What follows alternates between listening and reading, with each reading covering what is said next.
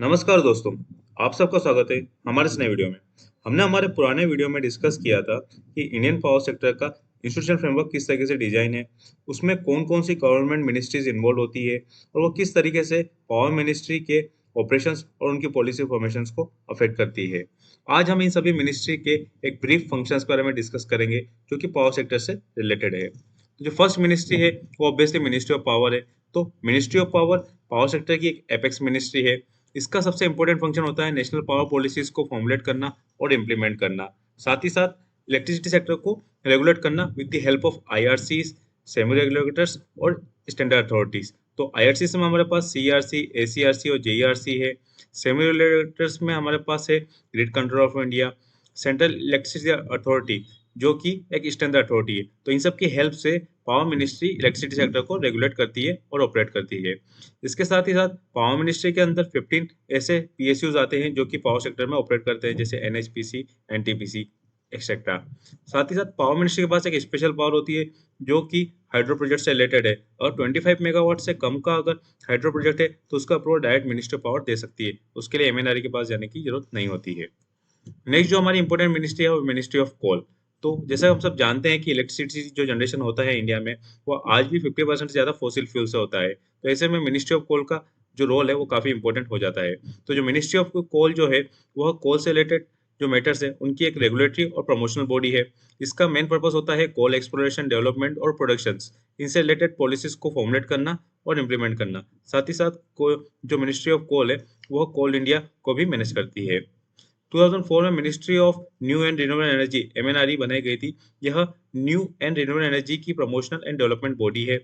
यह इसका main purpose होता है जो रिन्यूएबल एनर्जी सोर्सेस है, जैसे सोलर, विंड, बायोमास, टाइडल और जियोथर्मल, इनसे इनसे जो प्रमोशन, इनका जो एनर्जी है जनरेशन है उसको प्रमोट करना और उसको यूटिलाइज करना। साथ ही साथ यह दो इंपॉर्टेंट मेजर पीएसयूज को भी मैनेज करती है जो कि रिन्यूएबल एनर्जी सेक्टर में फंक्शन करते हैं, जैसे सेकी और इरेडा। साथ ही साथ यह इंटीग्रेटेड रूरल एनर्जी प्रोग्राम के लिए भी रिस्पॉन्सिबल है।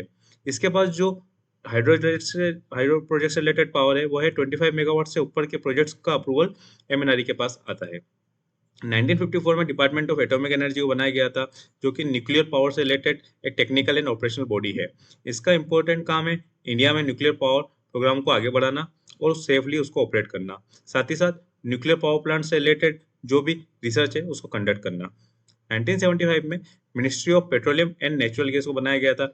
यह पेट्रोलियम एंड नेचुरल गैस से रिलेटेड जो हमारे पास प्रोडक्ट्स है उनकी रेगुलेटरी और प्रमोशनल बॉडी है। इसका पावर सेक्टर के एस्पेक्ट में अगर हम बात करें तो हाइड्रोजन और बायोफ्यूल से रिलेटेड जो भी पॉलिसीज या प्रोजेक्ट से रिलेटेड जो भी मैटर्स रहेंगे वो एमओपीएनजी के पास ही जाएंगे। 1985 में ministry of environment, forest and climate change MoEFCC को बनाया गया था। यह एनवायरनमेंट से रिलेटेड मैटर्स की रेगुलेटरी एंड एडवाइजरी बॉडी है। इनका सबसे इंपॉर्टेंट काम होता है एनवायरमेंटल रेगुलेशंस को इम्प्लीमेंट करना, साथ ही साथ पावर प्रोजेक्ट्स को एनवायरमेंटल क्लियरेंस को अलाउ करना, मतलब ग्रांट करना। इसके साथ ही साथ जो भी इंफ्रास्ट्रक्चर प्रोजेक्ट आ रहे हैं उनका इम्पैक्ट असेसमेंट करना, बायोफ्यूल और फॉरेस्ट प्लांटेशन को देखना। जिस तरीके से अभी ग्रीन क्रेडिट और कार्बन क्रेडिट का चलन बढ़ रहा है, तो उससे रिलेटेड जो नोटिफिकेशन इशू करने की पावर है वो भी ministry of environment and forest and climate change के पास ही है। और फॉरेस्ट कंजर्वेशन एक्ट 1961 को इम्प्लीमेंट करना।